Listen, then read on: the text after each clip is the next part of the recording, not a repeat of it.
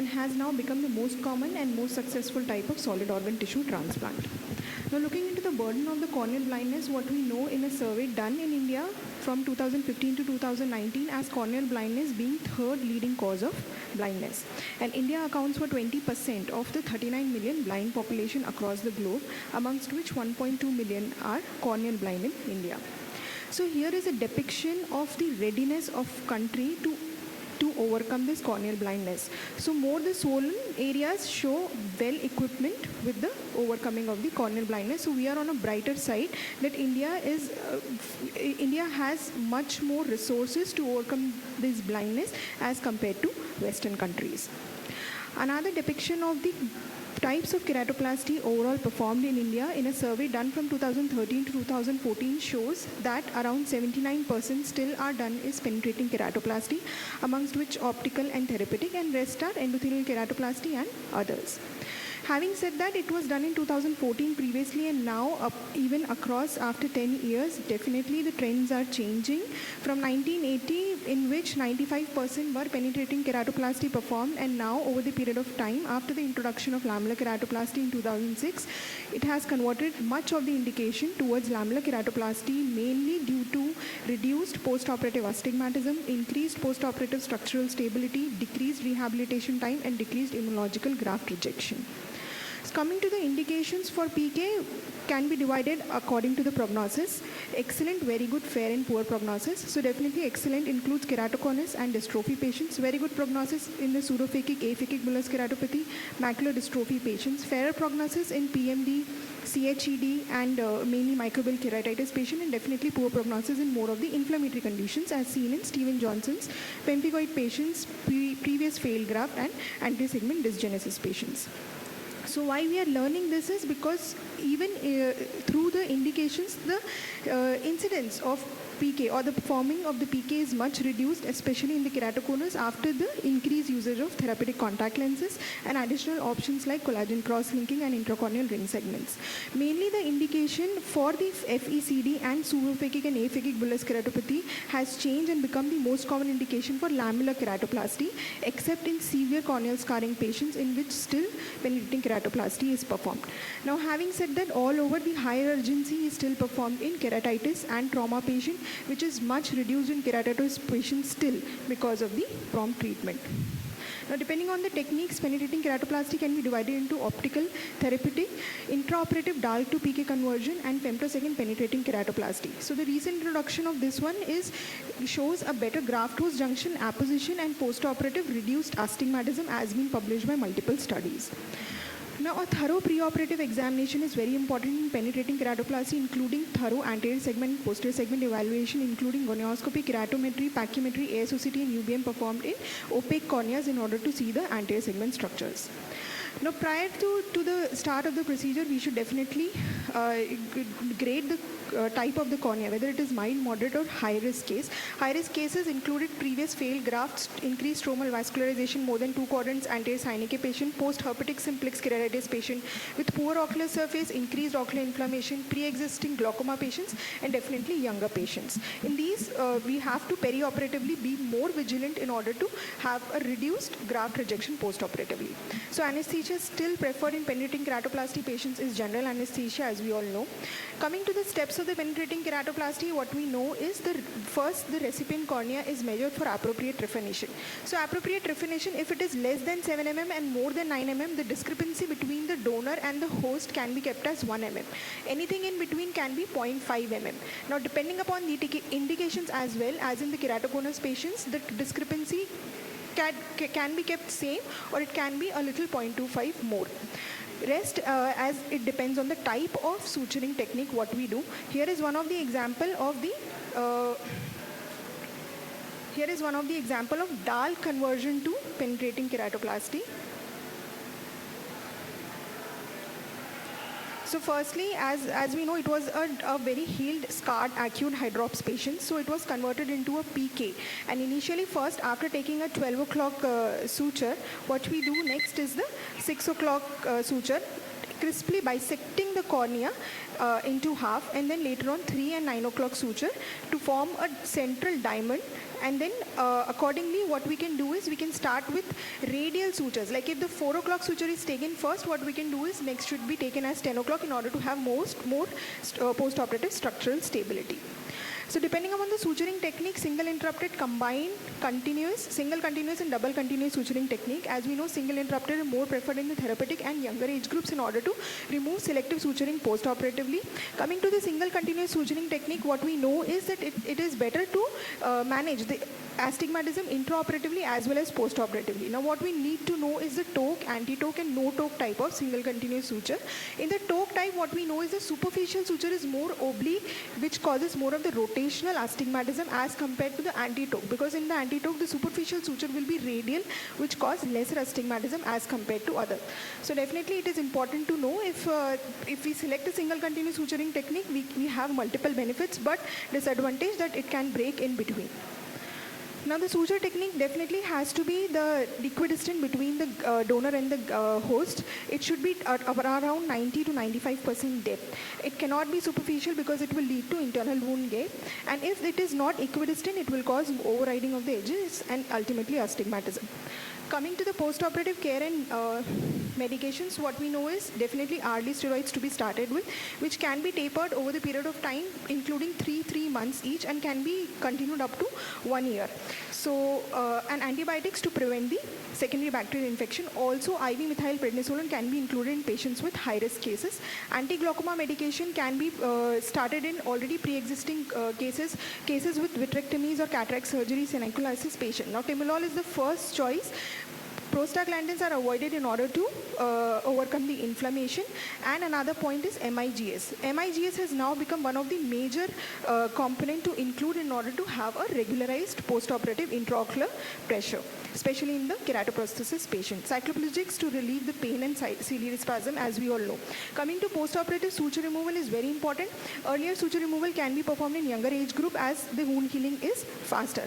Overall, less than 1 month, if any suture is loose or having any infiltrate, has to be replaced, and any suture after 3 months causing more of the astigmatism over the steep cornea, as to be seen on the topography, can be removed. Overall, if the patient is doing good and if there is not much of the astigmatism, we can definitely go to prescribe the glasses itself and nothing is to be done.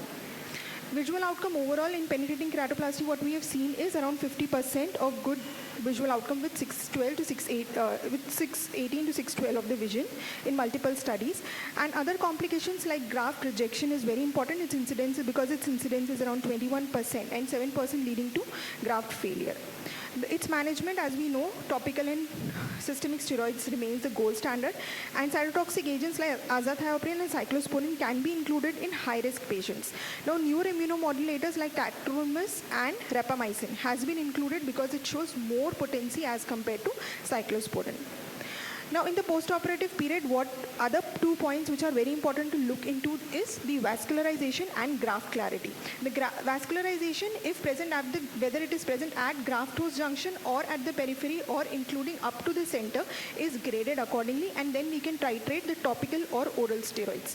Another point is the graft clarity, which will show eventually how much the graft has been accepted by the patient. Thank you.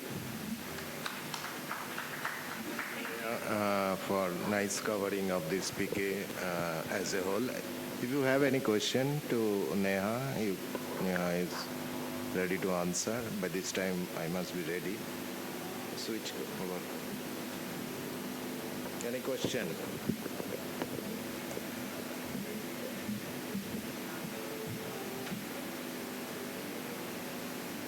I have a comment on the use of steroids.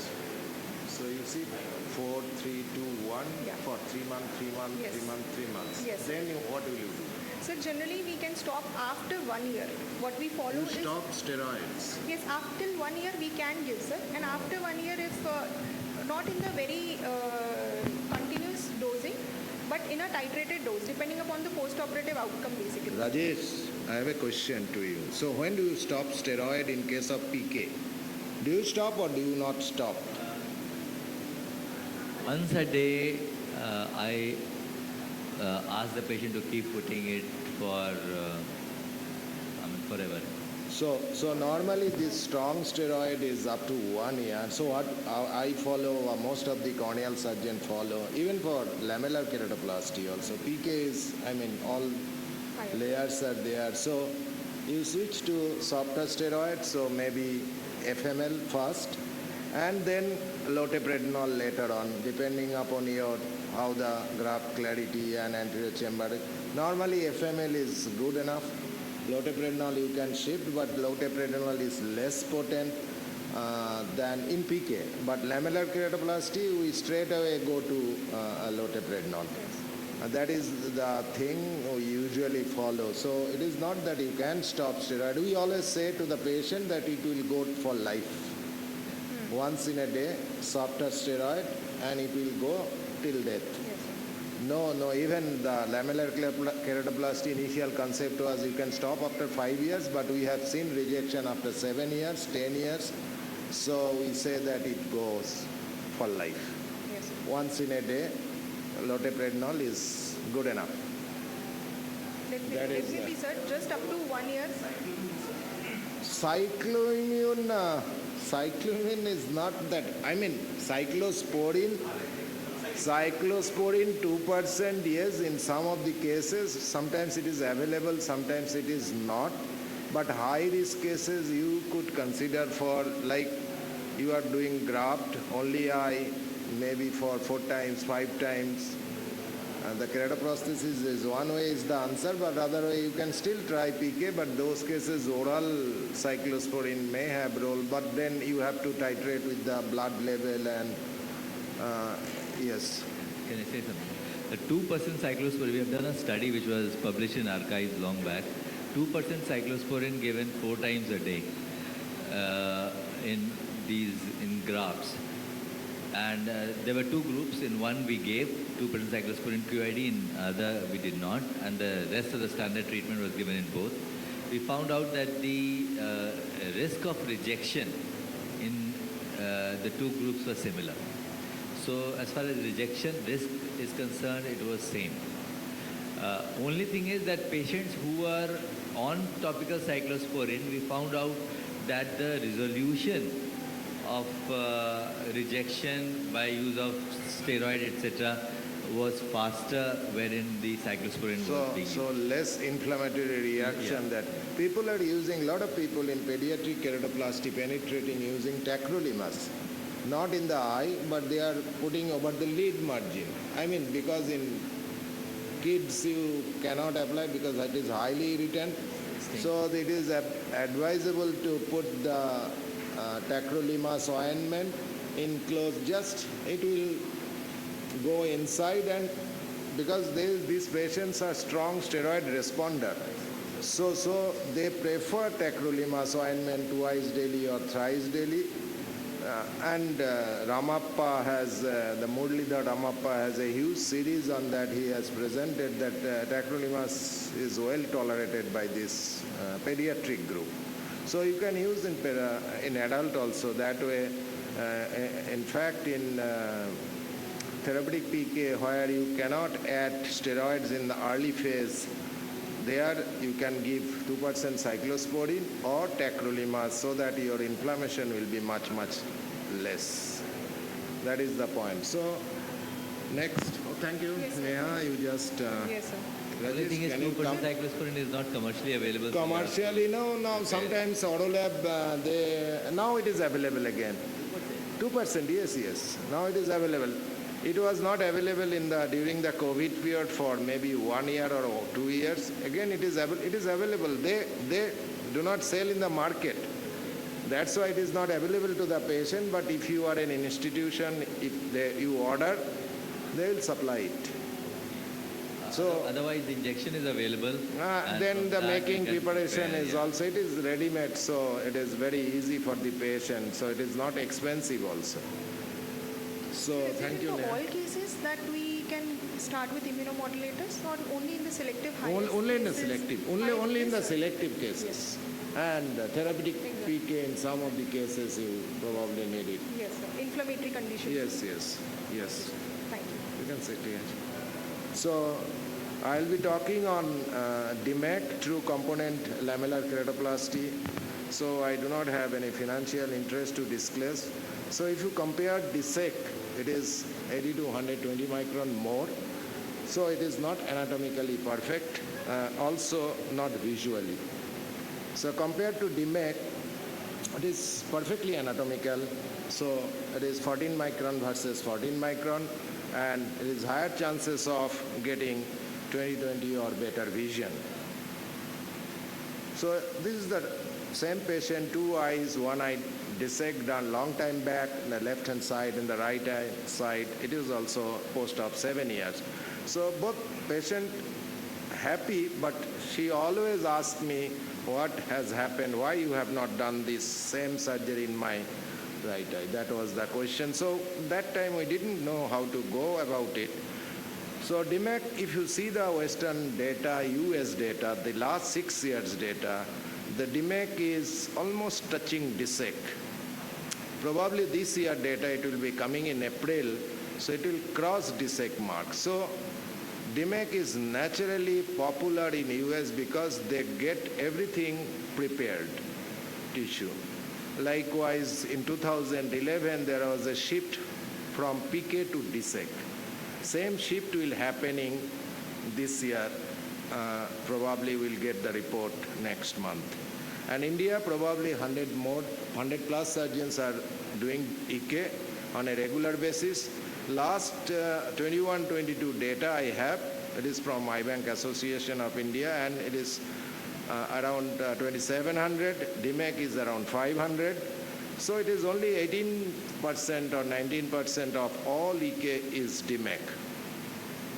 So initial case selection with good visibility, FECD with cataract as a primary case, pseudophakic corneal edema, or that is more common in our country, with good anterior chamber anatomy and IOL in the back. And overall, the eye is good, previously uncomplicated surgery. And ideal donor tissue, we use both MK medium and corneal preserved tissue, 55 to 75 years. Higher the age is better for easy unfolding. So if you prefer 60 plus tissue, it is better. And endothelial cell density is 2,500 or more with good morphology. And you must keep some of the optical quality tissue for first 20-25% of cases, so that you should not be feared to go forward if any complication happens. So the crucial step in DMECs, so recipient preparation, there is not much difference with the DSEC, but donor preparation is the first hurdle of DMEC. Donor loading transfer, that is little difficult as compared to DSEC. DMEC graft unfolding is the second hurdle and most difficult part, and centering is also difficult compared to DSEC. An AR injection, you need to be careful, and there should be something you go for immediate post-op care. So only difference in DMEC scoring is that your tissue removal is 0.5 to 1 millimeter more than your graft size. So you must have 1 millimeter working space on either side of the limbus, and accordingly you choose the graft size, and then you choose your desmotor axis area. So it can be under dilated people. Under AR is the best visibility, and always you should check under AR because you find some tidbits of DM remnant at the end of your total DM axis. AR-assisted DMEC is very helpful in post-VR surgery, SFIOL, SEIL, because we try to avoid cohesive viscoelastic in the anterior chamber. Inferior PI, it is most of the time it is mandatory, but you can still go without doing PI. Recently I am started doing, and but thorough SE wash is important. You should take care about the bleeding happening. So immediately you should give ER injection. It could be done before the surgery also, if the periphery is clear, by IAC PIO. So normally I do the graft preparation after doing my recipient preparation till PI, I put the AR because I get 4 or 5 minutes time for air tamponade, and that time I prepare donor tissue. So in US, they get all the 5P kind of DMEC graft, and they are privileged, and they are always say they are spoiled. In fact, in US, the EK surgery starts their IBank only. In India, only the RIB, Hyderabad, they are recently supplying pre-pilled tissue. So you get only pre-pilled tissue. No marking, nothing will be there. But otherwise, all surgeons prepare the DMEC graft themselves, and the graft damage happens in 1 to 4% of the cases. So this is the way I used to do. So I first give 9.5 millimeter light trephination, simple handheld trephination, and I remove the peripheral redundant DMEC. Then I leave the edge of the peripheral DMEC endothelial complex. And once I have done it all 360 degree, it is one-hand technique with the McPherson forceps, simple McPherson forceps. And you have to be very careful to look at the angle of both sides. And then put a punch of 3 millimeter, 2.5 millimeter. So if sometimes you get a hinge, and it is good, not that then it might be total. So if you get a hinge, it looks nice, and then you soaking the bed is important, put an S mark, and then reverse the cornea, take 8 millimeter, 7.75, 7 millimeter, whatever with the graft side. You remove all the redundant tissue, and then you separate the rest of the part, soak it in the trypan blue for about a minute, and load it shift it into a petri dish and load it in an injector system. So this is the method we follow recently. And if you have any kind of blunt chopper, that kind of blunt chopper actually help in separation of peripheral DME complex. If you can do it 360 degree nicely, so your radial tear will never happen.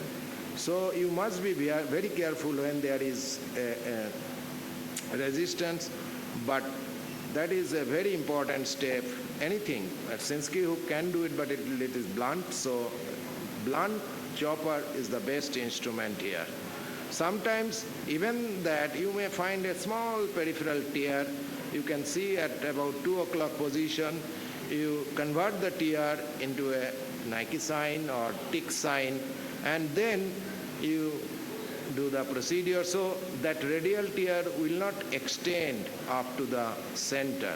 If you are not doing it, the radial tear might extend in the center, your graft might be damaged.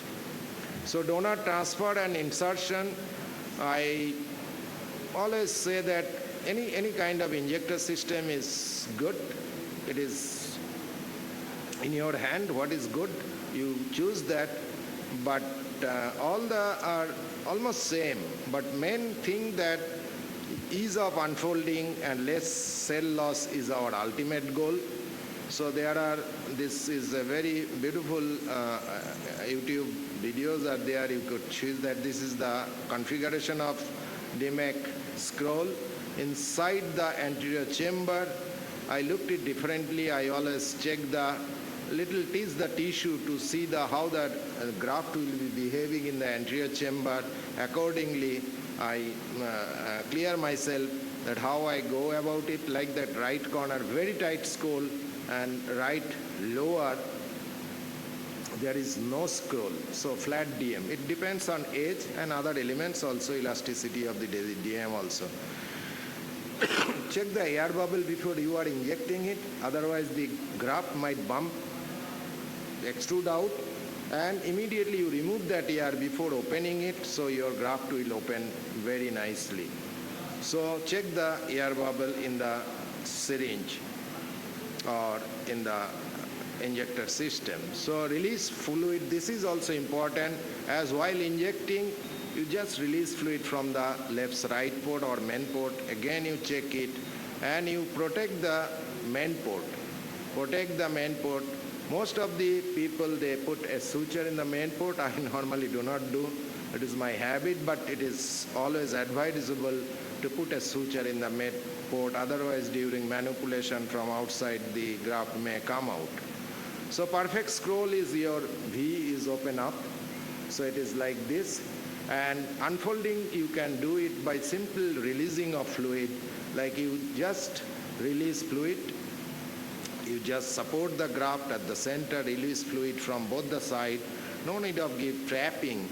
Just simple releasing. Will you see that the graft is gradually opening in both sides. So graft is like that.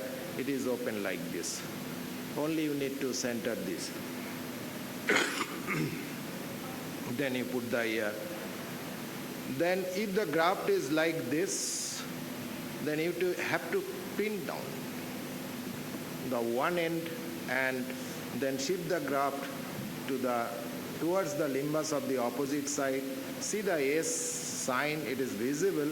So when it is visible, this color of the iris is lighter in this case, so you can see, but sometimes you have to be very careful. This is just like a reverse entry. You see the S is just reverse. So you again just check it again that whether it is, this is for demo purpose I have shown. And when you know that it is reverse, you have to tease the graft so that it could flip it very nicely. Slowly you inject a burst of fluid. You see that there is a flip of the tissue. And when it is flipped, and now you see that S is right direction.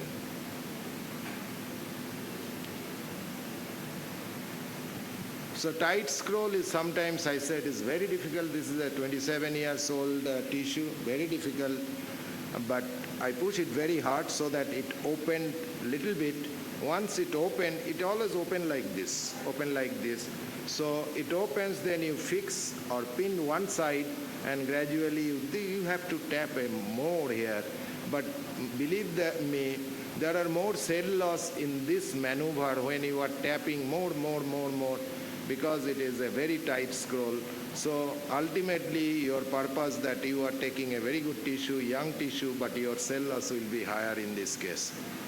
Sometimes unfolding is fun, and you see that this is because of that kind of flat roll.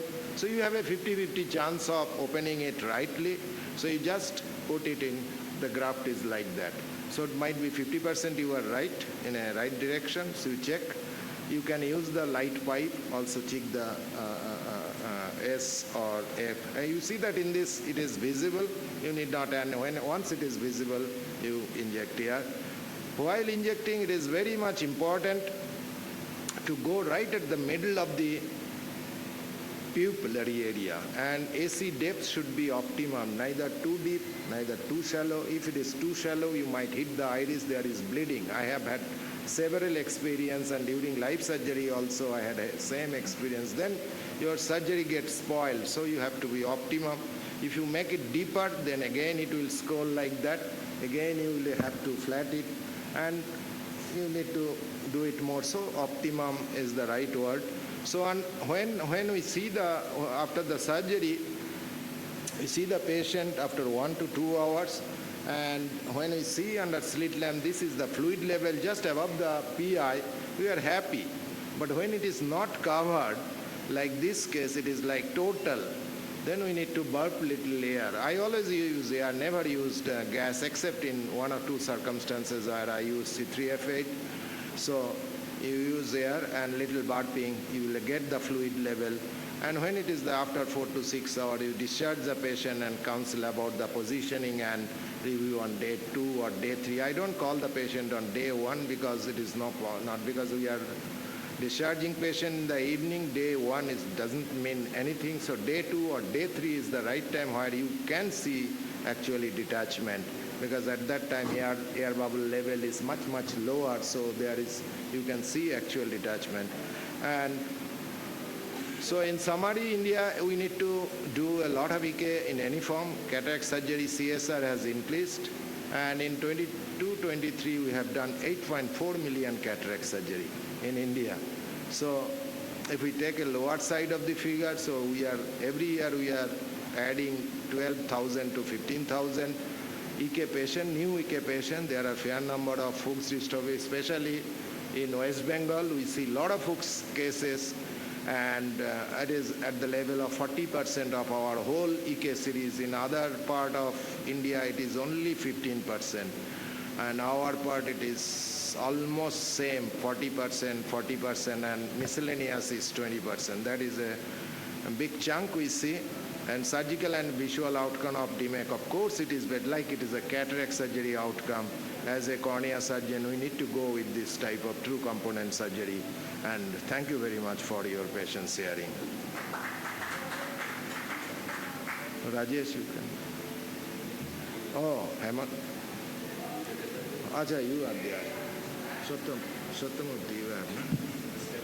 Step by step. Step by step DSEC. So I have to rush to another call. Any question? By this time I can take any question. That is basically, you know that there is a paper recently, and I have done recently about 3-4 cases, that lying down supine position is not required in all cases. In fact, it is not required. So if your air remains there for 4 hours, that is sufficient to adhere the graft in 95% of the cases. The 5% chance of graft detachment. Normally it is also 5 to 7%. So I had a patient with novel anticoagulant, and patient had some kyphoscoliosis. So I did under topical, I did few topical, patient very cooperative. I kept her in couch. I did the whole operation under dilated pupil. Whole thing is that you need to keep the pupil dilated about 6 millimeter or so. You do the surgery. So in dilated pupil, there is no chance of pupillary block because it is dilating, and your aqueous will readily intersect. The formula is you keep the air like just about the pupillary size, so it comes aqueous into the via the pupil, not via the PI. So I didn't do PI. So I kept the patient. After 4 hours, I see the patient under slit lamp, and I see a nice fluid level, and I left there. In some cases, you have to do burping and send the patient home. So the question is, who has kyphoscoliosis? Will not you do? So lying down is a problem. So couch is good. So couch, dilated pupil, you do the surgery, no need of PI, and you go for it. There is a beautiful paper, last year it is published. What would you do for the flat donors which they resist folding? So if the donor is flat, it's kind of like very old donor. Old donor, yes. And the tissue is flat. It does not crawl. Not scroll. Yeah, it doesn't scroll. Yes. What would you do for the loading? Yeah. Loading, it just fold like this. So there is no pattern of like circular or this kind of, but you can still take into your injector system by just simply sucking that tissue in your syringe. So it comes, and we have published that paper that 80 years and above, published in Cornea Journal, 80 years and above for DMAC, and we have used, believe me, 100 years tissue. And this patient down the line 4 years is doing excellent. So during COVID, we have to do a lot of things. So tissue in older donor is friable. That is the only challenge of preparation, because even if we separate everything, still it is very fragile. So it may damage. Otherwise, you could use it. I have 4 cases which they resist folding and being into the injector, so I had to do endothelium in. So I fold You can them fold it like that, endo in, endo out. You can pull up technique, all these things you can do. Okay, thank you very much. Okay, thank you. Thank you, sir. And now we have Dr. Satyamurthy, who will be presenting on DSEC step by step. Yeah, from advanced thing to very basic. So I'm extremely thankful to Dr. Shrish Kumar who given me the opportunity. Now I'd like to, I'm performing manual dissect, so it's not automated dissect. So I'll just touch upon those aspects only. Before we start, I think it is better to know about the instruments. So first thing is, all the instruments are essentially same. We have a base here with a pedestal, and then there is a tissue retainer and a locking ring. So now a lot of Indian companies are making in steel as well as titanium. And then this is attached to a 20 gauge needle. There's a provision for that so that I can increase or decrease the pressure in the artificial antechamber. So now these are the dissectors which we used to do earlier, but now there are only curved dissectors are available, and which have a lot of changes that are taken place in the technique of dissection. So then this is the Desmet's peeler, which is nothing but a reverse Sinskey hook. All that you have to do is the Sinskey hook, heat the tip, and then bend it backwards. So that becomes the reverse. You can use 26 gauge needle also where the tip is bent and blunted. And then, of course, you have other, this depends upon the type of lenticular injection that you do. Either if you want to make a taco, there are forceps available, and this is the Busin's glide, where you place the lenticule and then put it, and then we have endocerter. So depending upon the type of insertion, you have either like this, the terry unfolding technique, push technique, suture pull-through technique, and depending upon the inserting devices, you have all this. But my technique is the push technique, where you will have to make a little bigger opening and then push the lens. Okay, fine. So now let us see how exactly the tissue is cut. So this is the pedestal onto which we have put BSS and then visco, and over that we have a corneoscleral rim, the button, and then push the tissue, put the tissue retainer, and then the locking ring. And now using a preset knife of about 400 microns, you make a cut at the periphery, and then using the regular crescent knife, you just enter in that plane at the deepest portion, and then using this straight dissector from limbus to limbus up to the half of the cornea, where the curve starts going down. So you can dissect it, and then better to keep the pressure a little low as you go forward, and then you can change to the curved dissector and then approach the opposite limbus. So the dissection has to be from limbus to limbus. Yes, once you are satisfied, then you can unlock the thing and then put the tissue in the MK medium or the preservatives or whatever.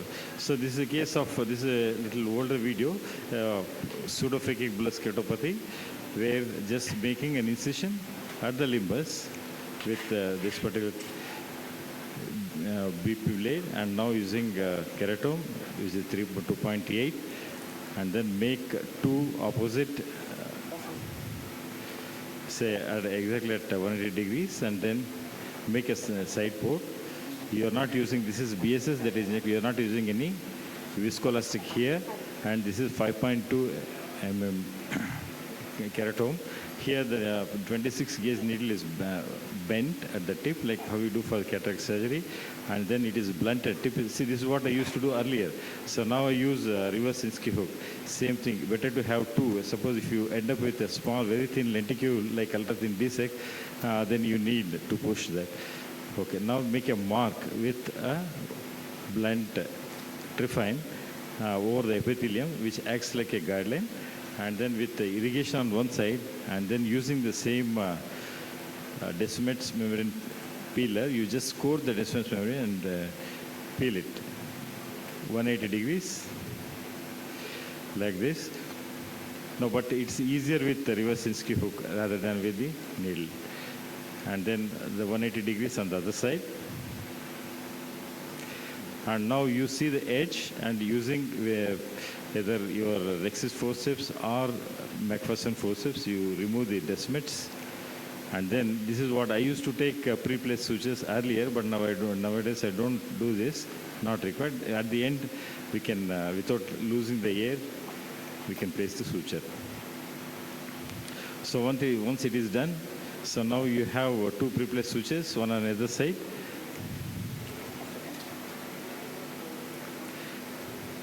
This is what we used to do earlier, that venting incision. Now it is not required, actually. So now this dissected corneal button is trephined to 8 millimeters using a sharp trefine. And now before putting the lenticle inside, make sure that the posterior part is completely separated. Now take the posterior part and then put a little bit of a whisk coat on which you just place the endothelial side.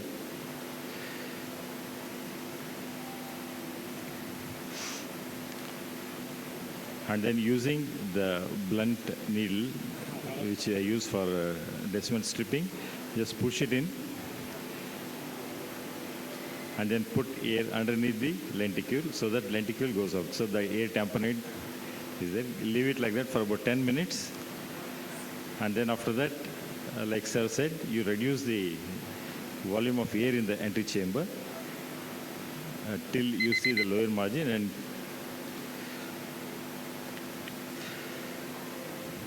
so now you can go in the interface. If at all there are some air bubbles or any debris, you can remove them. And then, so that's the end of the surgery. So this is another case where the patient came with the bullous keratopathy following surgery. So this is the antechamber lens. Then antivitrectomy was done, and then the iris claw lens was placed. Everything under cohesive viscoelastic, because it's easier to remove the viscoelastic, and then put an air bubble to make sure that the rest of the surgery is similar to what I showed in the. So this is the lenticle.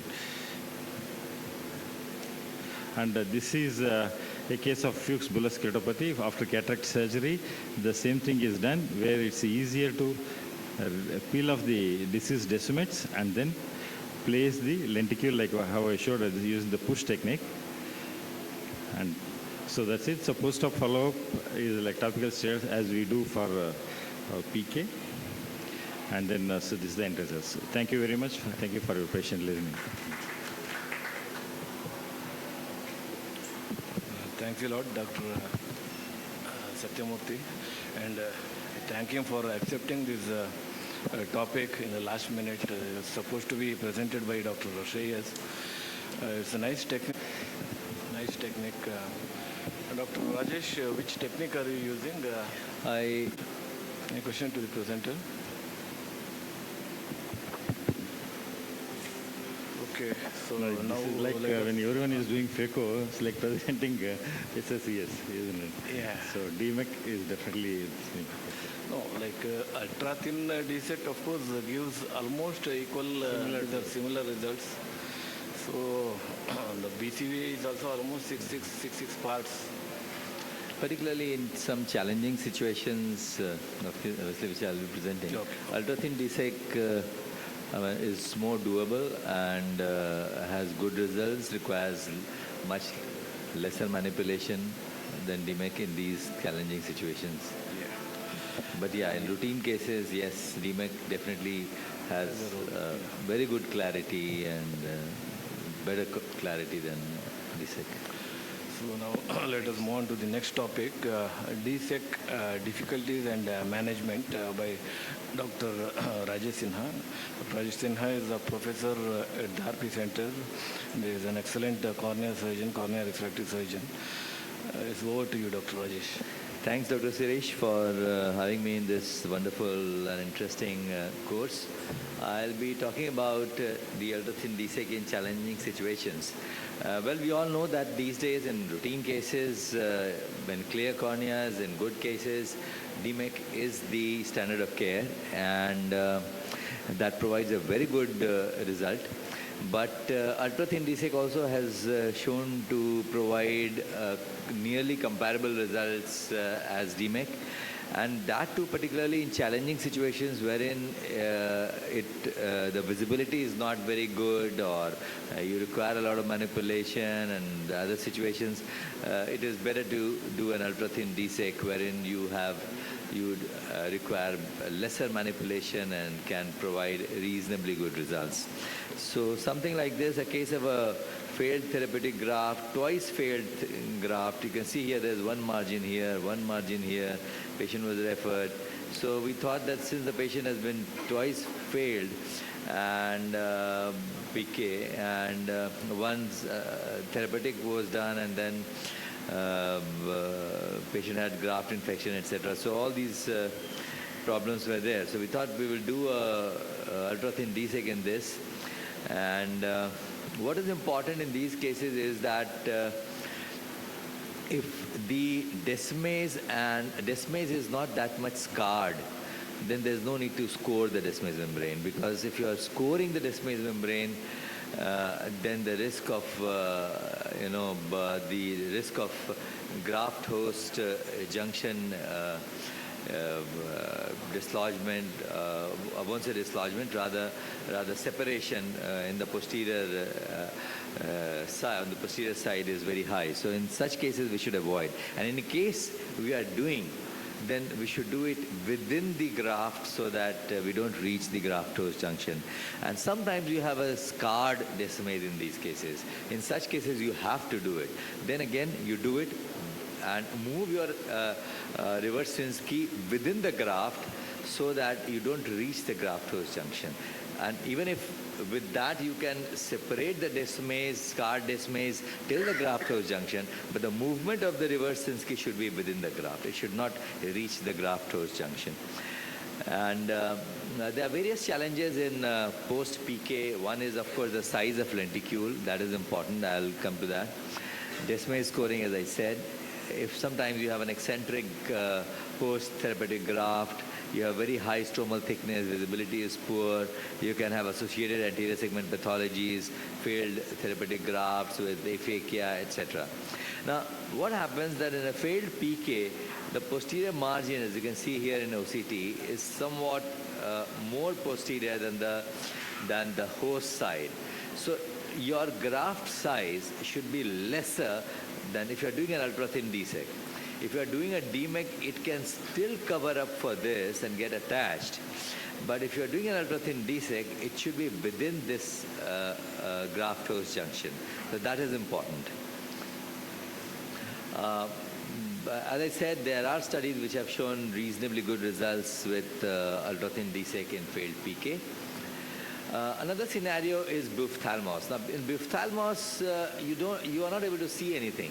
So you cannot, doing DMEC is not a feasible option. In such a case, if you have to do endothelial keratoplasty, you can do an ultra-thin DSEK. That is one. And particularly if you have microscope integrated OCT, that really helps you to exactly see whether there is any fluid in between or not, in between the host and the donor lenticule or not. So once you have inserted, as you can see here, there's hardly any visibility. It's very hazy. You cannot see much. Even if a little bit of epithelial edema may be there, you can debride the epithelium, but still the visibility is not there because the stroma is hazy. And as you all know that even after doing DSEK, it takes a lot of time, maybe 2-3 months to have some clarity coming up. So we have to be very patient once we have done a ultra-thin DSEK in buphthalmos or in CHED. So in this case, in a case of buphthalmos, in this particular patient, the other eye was thysical, had a failed graft infection and phthisis. So we did not want to do a full thickness graft, and ultra-thin DSEK is a suitable option. And with a microscope integrated OCT, you can see that there is some fluid here, so you can inject more air and slightly tap on the top surface so that the fluid rolls I mean, you just have to not tap, rather roll the Merocell sponge over the cornea so that you can remove the fluid from the interface. And the results, we have also recently sent an article which has been accepted for publication, which is ultra-thin DSEK in ophthalmos and CHED. As I said, there are challenges like you have poor visibility, there's a long waiting period for clarity, and of course, mostly these are children and it's difficult to follow up, but then you have to do examination under anesthesia. And as I said, microscope integrated OCT is a good savior. Then sometimes you have to do ultra-thin DSEK with a cataract surgery, although I won't say it's a very challenging scenario, particularly in this particular case where there's an epithelial edema. So once you remove that, then the clarity is better and then you can go ahead and do a cataract surgery. So I'll just move on fast and move to the other one. So DSEK triple, yes, it works well. DMEK triple also works well. In that particular case, this is an old video. Currently, if I'm given that case, I will do a DMEK triple in that case. DSEK in aphakia is a real challenge because, you know, there is risk of lenticule going behind. There is risk of, you know, the tamponade is less. So you have to do something. You have to put an IOL inside. If you have a deep anterior chamber, you can put an AC IOL also, and you can do a DSEK surgery in eye with an AC IOL. And the results are reasonably good if the chamber is deep. And that is very important. This is an ultra-thin DSEK. You could see that it was rolling in itself, so I had to tap to, you know, actually free to, you know, spread the lenticule. And then post-op picture, you can see here, it's doing quite well and it's quite clear. But the point is that the chamber was quite deep in that. But in large number of cases of aphakia, you have a very bad anterior segment, you have damaged iris, you have so many things.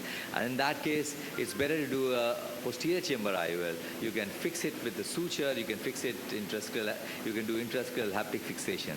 The difference between suture fixation and the haptic fixation is that when you do a suture fixation, you fix at 2 points. So as you can see here in the UBM, the IOL, the pseudophacogenesis is quite high.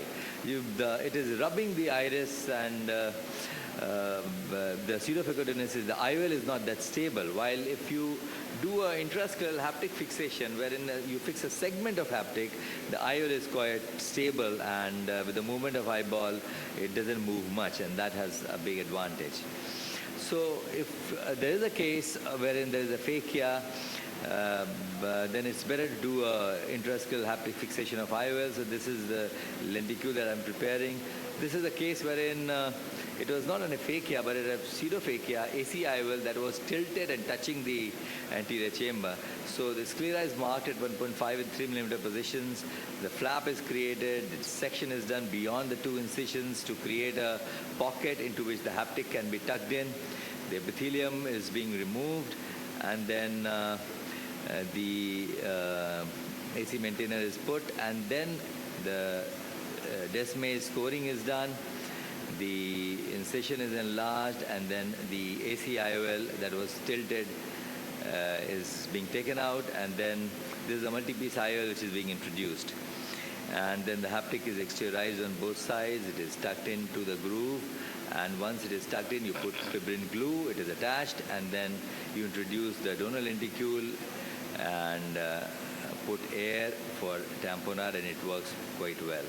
Now, many times these eyes have, this was one study which we published in JCRS long back in the year 2012. But then we thought that, you know, there are various challenges in these cases. You have sometimes a bad anterior segment wherein there is synechiae, there is a challenge of large pupil wherein you have to do pupilloplasty, and there can be vitreous in anterior chamber, there can be some vascularization. So in such cases, we thought that if we do a sequential procedure, I just skipped this and due to paucity of time, if we do sequential procedure like first we do all the manipulations, suture the iris, do intraocular haptic fixation of IOL, wait for a couple of months and then do ultra-thin DSEC, how it works. So we did a comparative study of a single stage and two stage, and we found out that the the sequential procedure had a much better result. This was published in the year 2021, I think, in JCRS, wherein we found out that the sequential procedure has much better result for obvious reasons, that all the manipulations you have done before, and now you just have to do a decimal scoring and put the lenticule. So the results were much better in that. And in vitrectomized eyes, it's always better to put a pars plana irrigation cannula, because if you put a pars plana irrigation cannula, then when you inject the lenticule inside, then and you put air, so in that case, when you start the fluid from behind, the fluid comes anteriorly, pushes the air and causes a good tamponade. So, and the last thing that I would like to mention here is that all these cases wherein we do scleral fixation of IOL and do ultra-thin DSEC, they have the risk of hypotony. And on the table you can see that it is attached, but in the post-op period there is risk of detachment because of hypotony. So what we have just now sent this our series of cases wherein we have injected fluid from the pars plana region, from 3 millimeter behind the limbus. Once air was injected into the anterior chamber, injected fluid from behind and just touched the globe to see that the globe is firm.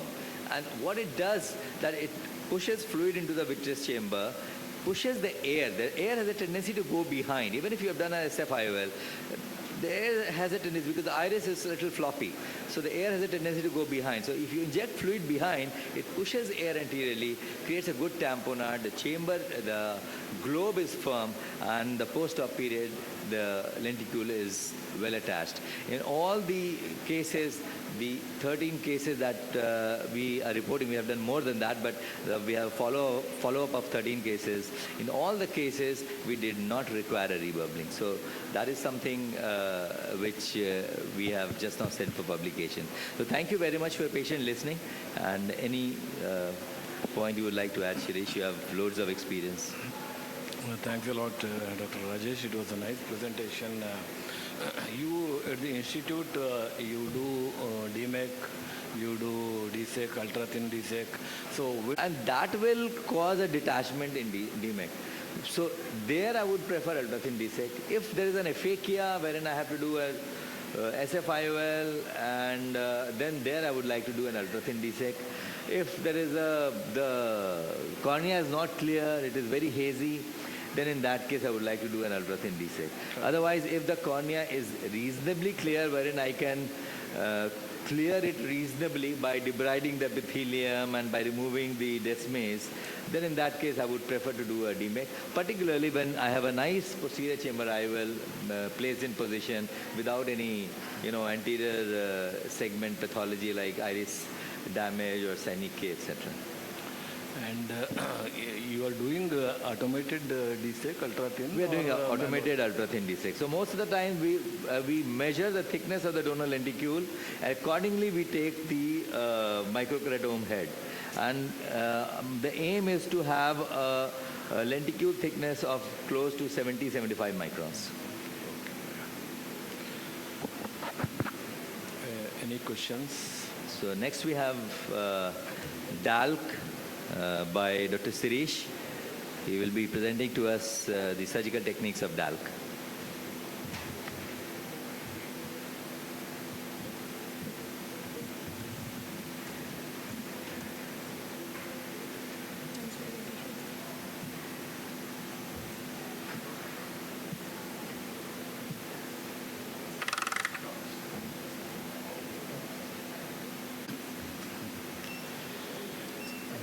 Good afternoon. My topic is on surgical techniques of DALC. For keratoplasty in keratoconus are poor visual acuity or advanced case of keratoconus with poor visual acuity and contact lens intolerance or inability to fit or wear a contact lens or non-resolving eye drops, healed eye drops, and There's a large prospective multi-center collaborative longitudinal study that was conducted in 2006, and that gave a percentage of kertoplasty which was needed in patients who are having kertoplasty. Keratoconus is 12%. 12% of the patients with keratoconus, they go through this procedure of either DALK or penetrating keratoplasty.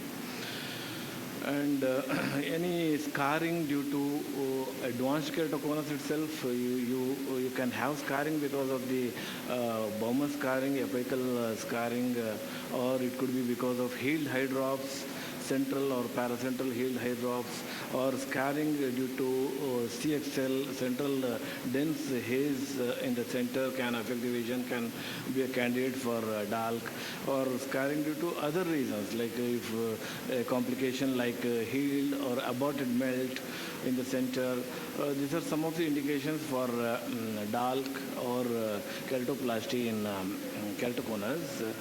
So the different techniques have been described by different authors. I'm not going into the details of different techniques. The most common and commonly used technique is the big bubble technique described by Anwar and Tikman, and followed by the manual layer by layer technique. This is the fallback technique. If you don't get a big bubble technique, you can go ahead and do a manual deseg.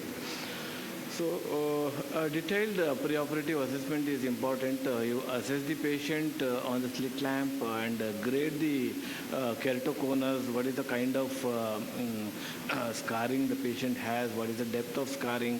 So this can be done by means of anti-segment OCT, and it's staging according to Sandali classification, which was published in JCRS in 2014.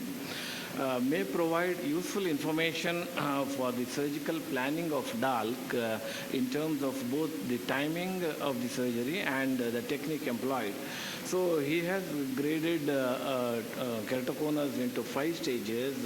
Stage 1 is nothing but thinning of the epithelial and stromal layers of in and around the conus. There is no scarring of the cornea here, but stage 5A is the hydrops, and stage 5B is the healed hydrops, where you see a panstromal scarring. So the algorithm for performing DALK, taking advantage of the preoperative OCT data. So up to 3A, stage 1, 2, and 3A, you can safely go ahead and do a big bubble DALK. And beyond 3A is actually there is no scarring, deep scarring. You can have scarring in the superficial stroma, but no deep scarring. 3B is there is thinning as well as deep stromal scarring. So if you have a deep stromal scarring, then you have to adapt other techniques such as manual layer by layer dissection or visco dissection or etc. Or you can use intraoperative OCT if you have the facility to know where exactly you are dissecting. So it's well known that when the air is injected into the corneal stroma, there are 3 types of big bubbles you can achieve. Type 1 bubble is white walled bubble. It is actually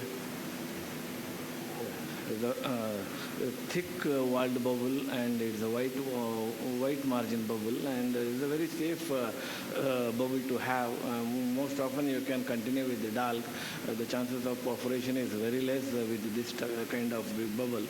And this is the type 2 is thin walled bubble or clear margin bubble, and it is much larger as compared to. You can see the margin here. It is a thin walled bubble, much larger as compared to type 1 bubble, but the chances of perforation is more common with the type 2 bubble. Identifying this type of bubble is very important while doing DALK.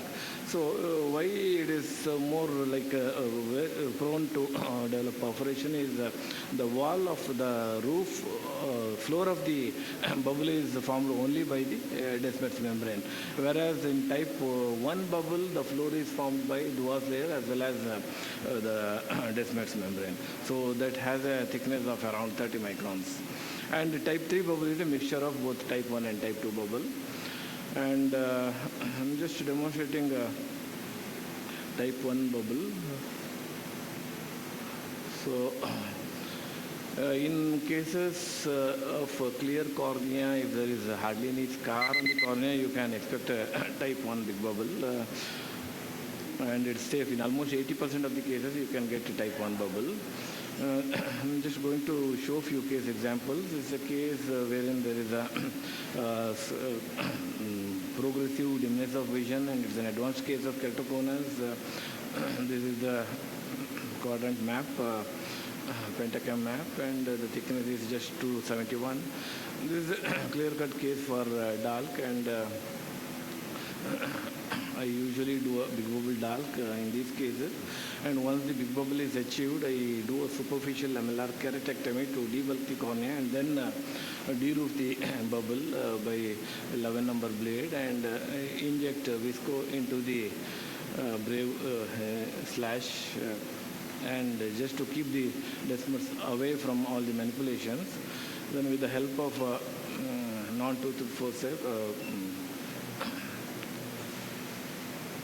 I excise the posterior lamella into 4 to 5 segments till the definition margin.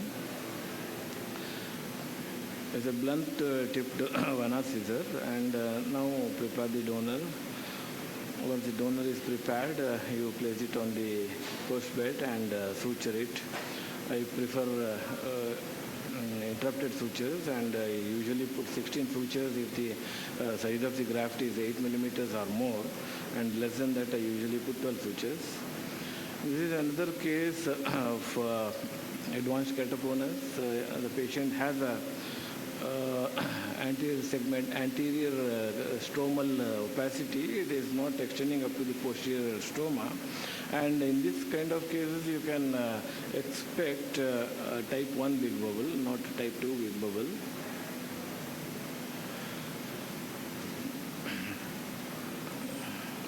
I usually mark the center of the cone.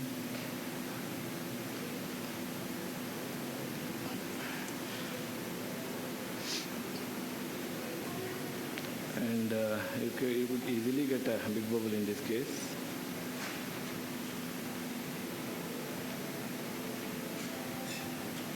And once you get the big bubble, it is easy. This is the post-operative picture of the same patient. There is a type 2 bubble. It's a large bubble. You can see it is displacing the small bubble in the anterior chamber, and you can see the thin-walled bubble is a clear margin bubble. And here is a case which is an advanced keratoconus patient and has a deep scar. The scar is extending right up to the posterior stroma. You can see the scar extending close to the desmoids. And this is the case wherein you can expect type 2 bubble.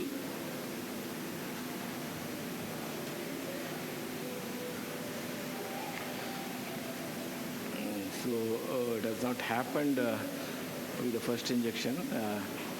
Carefully observe this. This is very important to observe what kind of bubble you are achieving. If it is a type 2 bubble, it is safe to do a manual. You can still go ahead and do a big bubble technique, but the chances of perforation is high. So I usually go ahead with the manual DALK in these cases. And these small bubbles, the multiple bubbles, they act as a guide.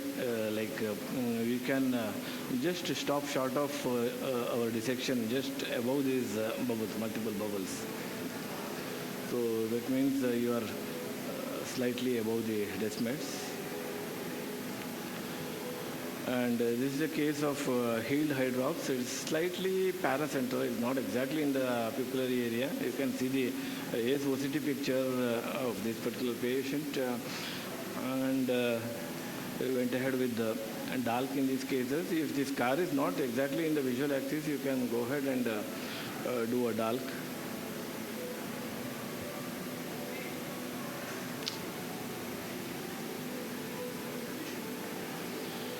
So I usually inject air bubble into the stroma. It is not to achieve any big bubble. It is just to create an emphysema. It is all superficial injection of the bubble, air. So you can see the air bubble extending to the periphery beyond the trephination margin. And once that is done, it is easy for me to dissect. I stop short of those multiple bubbles and then continue with the DALK. So this is the post-operative picture. The first one is the first day post-operative picture, and this is 1 year post-operative picture. You can see the defect here, but it is not in the center. Even though it's a case of healed eye drops, the patient achieved good visual acuity. And this is the pre-operative and post-operative AIOC picture. And this is an advanced case of KC. Again, there is a perforation just below the center of the pupil. And this is the post-operative picture. You can see the scarring here.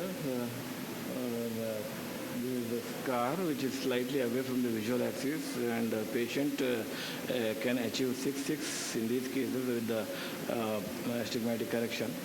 We published this outcome of deep anterior lamellar keratoplasty patients with intraoperative perforations.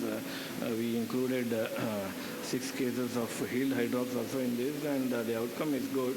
These are some of the other indications for DALK, the healed infective keratitis following CXL. This is a progressive thinning case, right in the center, and progressive thinning, and the cornea has become very flat. And this is a descemetose seal following CXL, which has happened years after the CXL, classical CXL was done. And I could not save the descemetose here. I went ahead with the PK in this case. So to conclude, the surgical management of keratoconus has improved with the advances in the surgical techniques and instrumentation and diagnostic evaluation.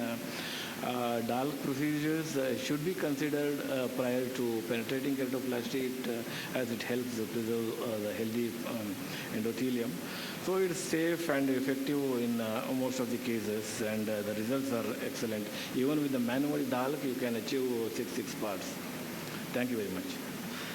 Thank you, Dr. Sirish, for presenting some of the wonderful cases, excellent cases. I'll request Dr. Vanti to please come up for talk on complications of DALK. One point, Dr. Sirish, you very rightly pointed out that even in a healed eye drops, if the scar is not bang in the center, it is slightly eccentric, then by flattening of the cone, it becomes more eccentric, and you can have a very good vision. Like there is one article wherein they have done DALK in a acute eye drops. I am not for that. Actually, you can wait for the eye drops to heal, and usually because of the healing, because of the scarring, it usually it becomes very compact, and the center there will be some slight shift in the scarring also. It usually becomes paracentral in most of the cases. Such cases, the result of DALK is good. Sir, how do you proceed, sir, with an intraoperative macroperforation or microperforation? How do you proceed with the dissection, sir? Well, if there is a microperforation, then it's better to leave that area and start from the other side. And then you have to be careful where exactly is the microperforation. So you can leave a little bit of stroma there, which will act as a support over there, and then dissect the remaining, and then go ahead and complete the procedure. That is something which can be done. So it is all like judgmental, that whether to convert into PK or should we see, if it's a microperforation, you can still go ahead. But if it's a large perforation, you have got torn descemes, then you have to convert it to PK. If it's a microperforation, you leave dissection from that segment, start it from the other side, and then complete the dissection, leaving a little bit of stroma in the area where there is microperforation, and then complete the procedure. Thank you. Dr. Vanati. Thank you. Thank you, Dr. Rajesh, and thank you, Sirish, for making me part of this nice session on lamellar keratoplasty. I think due to paucity of time, I'll directly delve into the... There's no audio on this? Okay, that's okay. So when you talk about complications in... you're giving me the audio? Are you giving me the audio?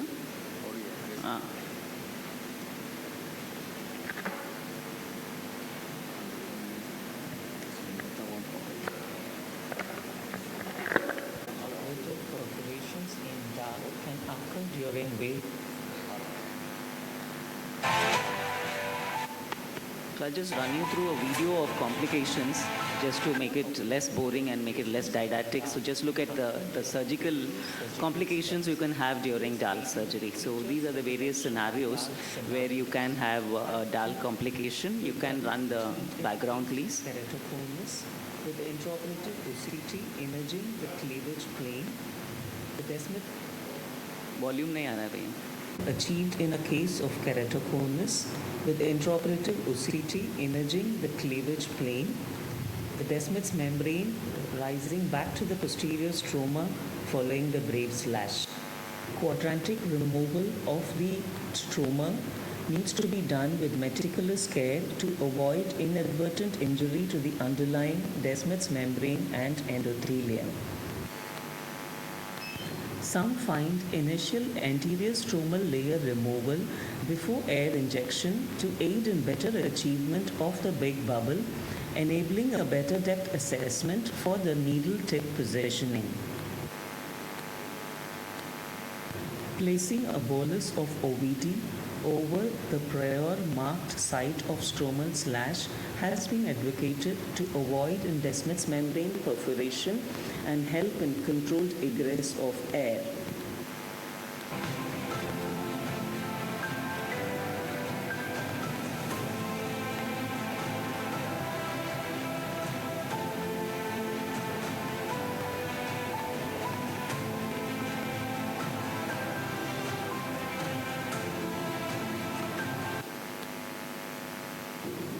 Another case of advanced keratoconus with air traversing around the cone, precluding a big bubble formation and necessitating a manual pre-descemetic DALK technique.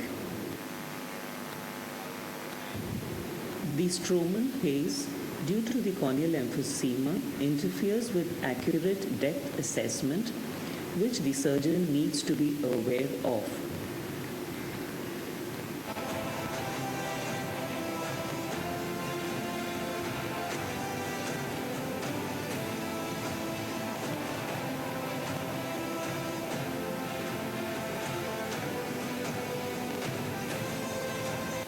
Intraoperative OCT helps to judge the depth of lamellar dissection and avoid perforation of the residual stromal bed.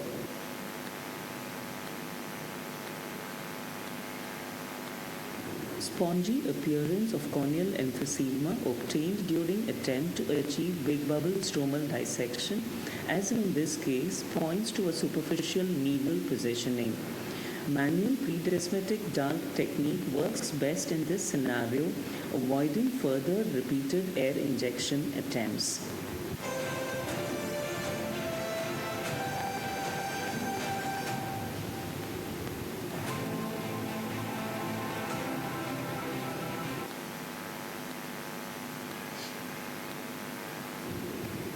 Lamellar dissection of the pre-descemetic Duvas layer in a case of manual DALK, as seen in this video of keratoconus, needs utmost dexterity to take care not to inadvertently perforate the underlying Descemet's membrane.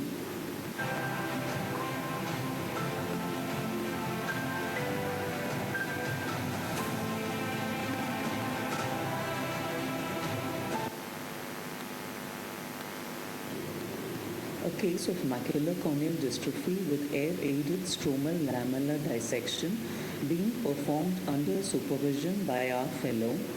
Novice surgeons should be cautious in handling the stromal tissue removal. Simple maneuvers such as air injection to maintain the anterior chamber can result in Descemet's membrane perforation, as seen in this case, due to overinflation of the anterior chamber. This caused a large Descemet's tear, necessitating conversion to penetrating keratoplasty.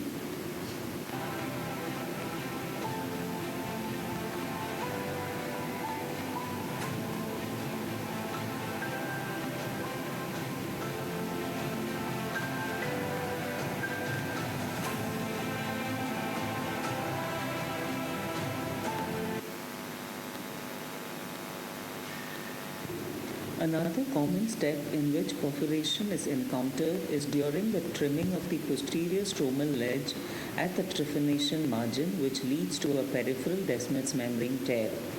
Tears less than 2 clogas can be managed by proceeding with the surgery. Postoperative double chamber formation is common in such scenarios.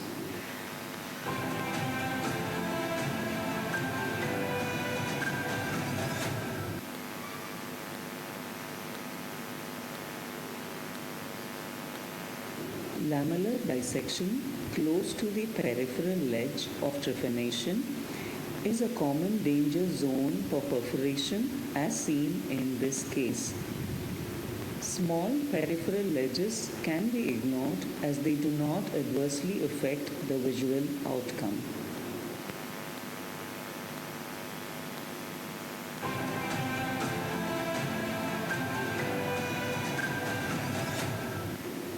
Another case of advanced keratoconus with big bubble lamellar dissection achieved on the third attempt. Chances of perforation during air-assisted big bubble injection into the stroma is higher in cases of advanced ectasias with steep corneal curvatures and severe thinning.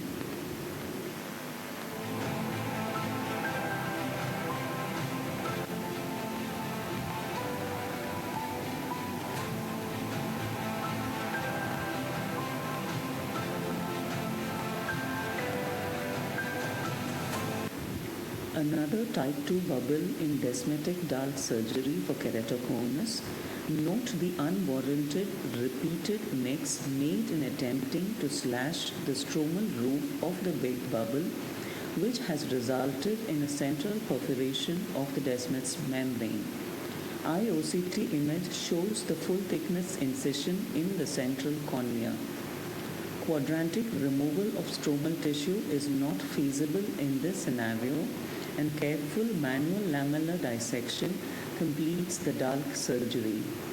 360 degrees peripheral dissection of the stromal tissue is completed, leaving the central stromal dissection at and around the site of the brave slash to the last, taking care not to let the anterior chamber collapse.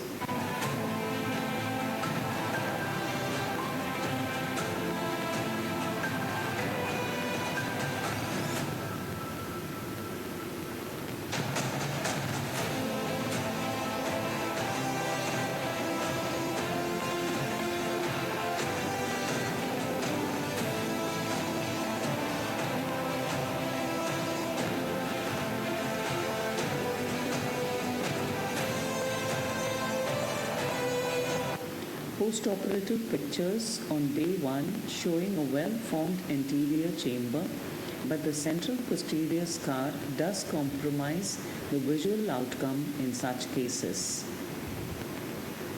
Another case with a needle tip perforating at the initiation of the big bubble. Bubble attempted at another site achieved a limited bubble restricted by the site of the earlier microperforation.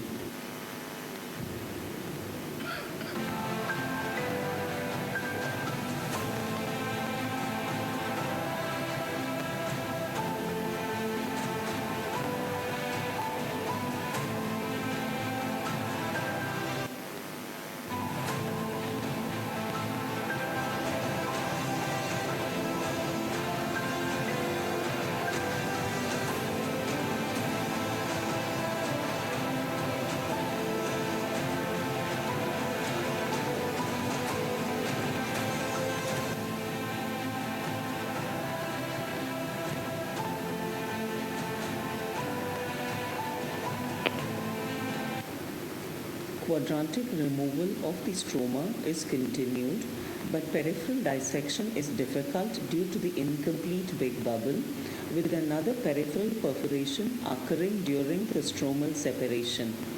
However, as the second perforation is peripheral and small, Dalk surgery is completed with adjoining small stromal tissue used to plug the perforation site before the placement of donor graft.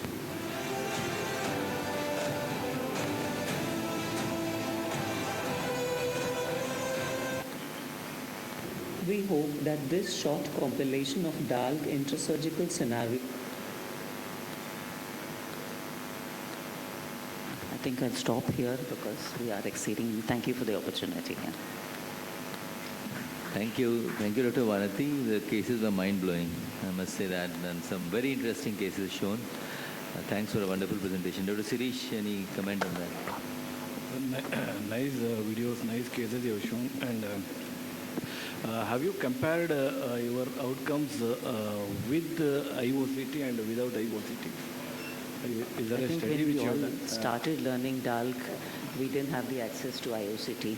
So IOCT, I feel, largely helps you when you are training your residents and you're supervising your residents, because you are able to then exactly place on which steps they are going wrong. But personally, when I'm doing, I think I spend more time, focusing, trying to get a good imaging. So I really do not feel it is essential once you passed your learning curve and once you have mastered your technique. I don't think it's an absolute essential. But when you have it, it is a luxurious way, and it does probably decrease the postoperative complications of a double chamber or so when you've had an inadvertent microperforations or a macroperforation which you've not wanted to convert. So that's an advantage when you have it in IOCT. Thanks, Dr. Vanadi. I think we are getting late. There is one more session here. So I thank all my panelists, thank Dr. Rajesh for conducting this session, and Dr. Satyamurthy for agreeing in the last minute to talk on step-by-step DSEC. Thank you very much. Thank you. Thank you. Thank you. Thank you, everyone.